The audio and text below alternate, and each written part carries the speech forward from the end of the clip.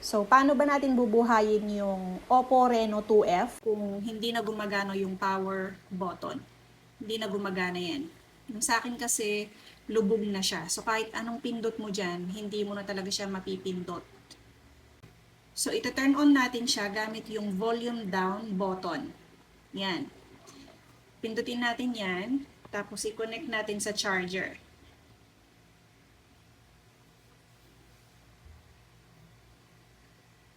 Ayan. Kasantayin natin na mag-show up or mag-pop up yung menu or yung option.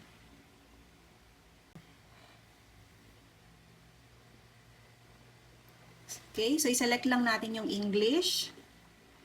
Tapos reboot. Press OK. So yung reboot is as good as parang ni-restart mo lang yung cellphone mo. So, walang mawawala na kahit na anong application, walang malalag out, walang mabubura sa loob.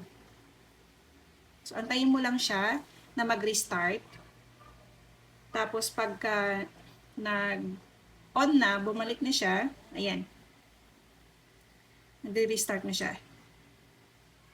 So, ganun lang, parang normal na pagla-login mo lang din, i-enter mo lang yung PIN mo.